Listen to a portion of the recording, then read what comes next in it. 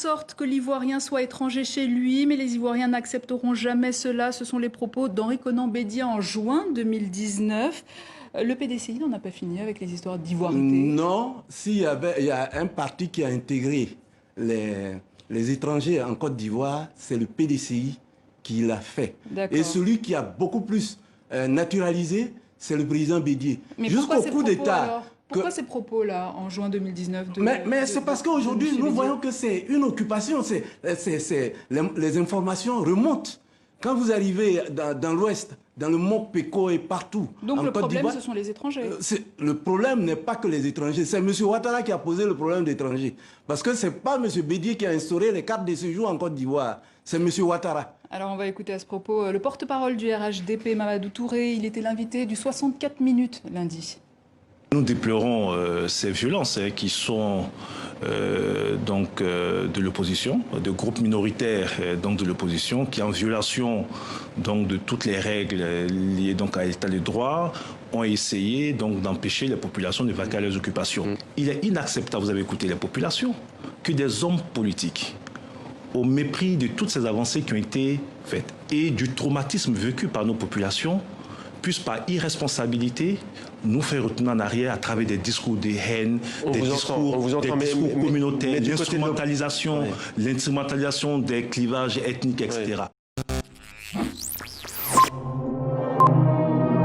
La cérémonie de présentation des copies figurées de lettres de créance du nouvel ambassadeur du Cameroun à Paris, André Magnus Ekoumou, s'est tenue ce mercredi 2 septembre dès 11h dans les locaux de la diplomatie camerounaise à la porte d'Auteuil. La France était représentée pour la dite occasion par Pierre-Christian Sokoja, directeur adjoint du protocole d'État au Quai d'Orsay. J'ai l'honneur de vous remettre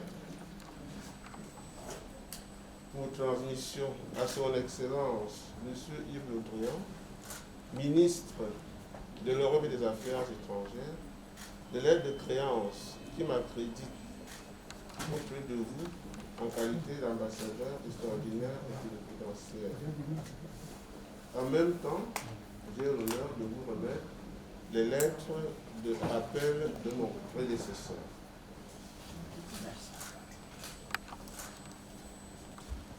La remise officielle des lettres de créance s'est tenue devant un parterre de personnalités issues de la représentation diplomatique, la société civile et l'ensemble de la presse, toutes sensibilités confondues. Je pense que la cérémonie de ce matin est une cérémonie républicaine qui a toute sa place par rapport à l'action du nouvel ambassadeur.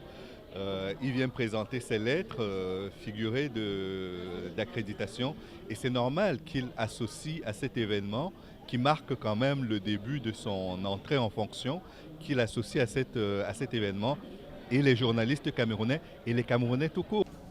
Les personnalités de la société civile présentes ne sont guère restées insensibles à ce cérémonial, qui n'a qu'une seule ligne directive, le rassemblement de la diaspora.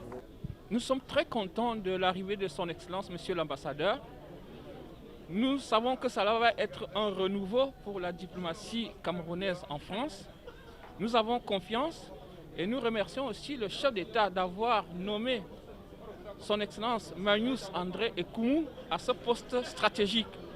Le nouvel ambassadeur ne semble pas frémir face aux défis auxquels sont confrontés cette diplomatie, tels que la gabegie financière dénoncée par des activistes camerounais, la modernisation des services de la représentation camerounaise à Paris et surtout les tensions au sein de la diaspora. Comme je l'ai dit lors de mes précédentes sorties, je suis venu rassembler les Camerounais. Le président m'a dit allez rassembler les Camerounais, tous les enfants du Cameroun. L'ambassade du Cameroun à Paris est la maison commune de tous les Camerounais. Donc c'est pour cela que je suis là.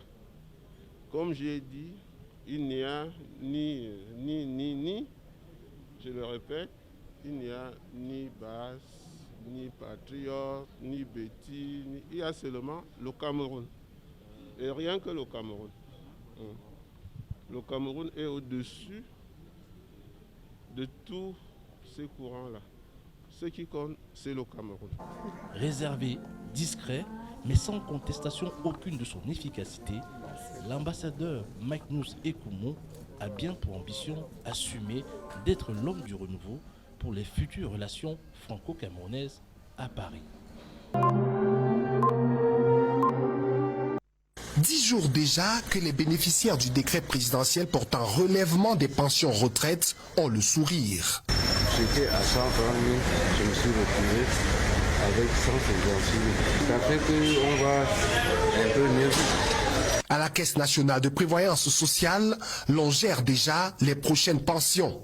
Les personnes concernées par le relèvement ont déjà été payées pour le mois d'août, depuis le 24. Nous avons payé via leur compte bancaire. L'argent est disponible dans les banques et ceux qui le désirent y ont accès depuis cette date.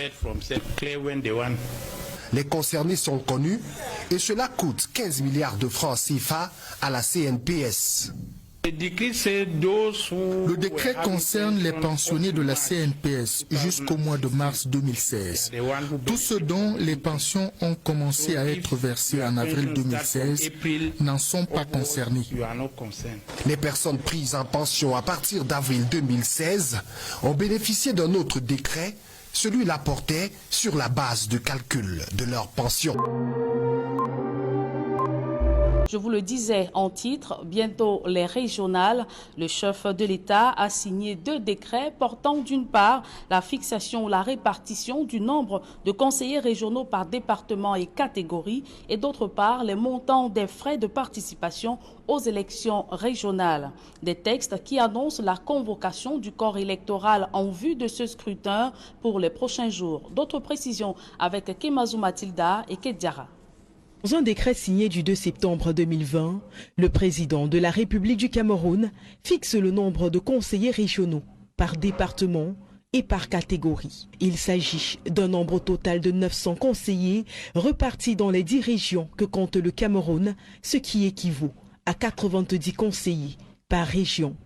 Des conseillers constitués dans un premier temps de délégués de département auxquels viennent se greffer, en nombre un peu plus réduit, des représentants du commandement traditionnel. Le total de délégués de département est fonction du nombre d'arrondissements que compte le département. C'est ainsi que le département du Vouri compte le plus grand nombre de délégués, à savoir 30.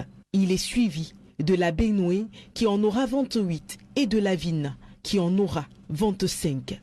Précisons tout de même que malgré ces variations, le nombre total de délégués par département reste 70.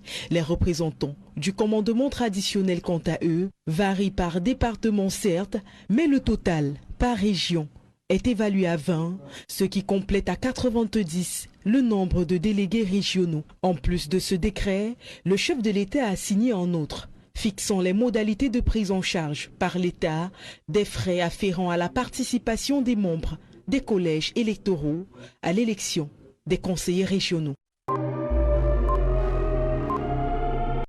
À 48 heures de son discours de politique générale à l'Assemblée nationale, le nouveau Premier ministre est venu échanger avec le chef de l'État et prendre conseil. Il était pour moi important de lui en faire l'économie. J'ai reçu également des conseils, comme d'habitude, du chef de l'État, et de toutes les orientations par rapport à la politique qui voudrait que le gouvernement justement implémente pour le bien des populations. Et notre rôle à nous aujourd'hui, c'est d'améliorer les conditions de vie de ces populations, dans la mesure où, vous savez, la crise sanitaire a eu un impact très important sur le secteur économique, également sur les secteurs sociaux. Si la crise sanitaire de la Covid-19 impacte de façon significative l'économie nationale, Rose Christiane Soukaraponda et son équipe ont bien pris la mesure de la tâche qui leur incombe pour améliorer le quotidien des Gabonais. On ne sort pas d'une situation aussi importante que celle de la Covid-19 qui a impacté de manière significative notre économie. Il faut le faire de manière graduelle, cerner les problèmes les plus urgents et avancer au fur et à mesure pour qu'à terme, nous ayons une visibilité qui soit satisfaisante pour le bien de tous.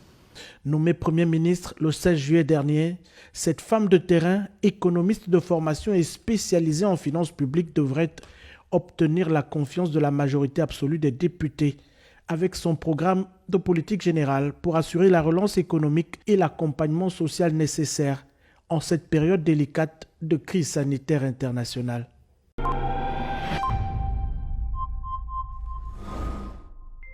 L'aide Covid-19 de la FIFA aux pays membres ne concerne pas la dette des joueurs. Le président de la Fédération gabonaise de football a tenu à clarifier les choses. Vous savez, tout ce qui s'est dit et c'est écrit sur cette aide depuis la mise en place, enfin disons depuis l'annonce par le président de la FIFA de cette aide. Beaucoup d'acteurs ont pensé que l'argent était disponible dans les comptes de la Fédération gabonaise de football et se sont lancés dans un exercice, je dirais, de délation, de calomnie à l'endroit de la Fédération gabonaise de football pour dire que la Fédération avait détourné l'argent qui était arrivé.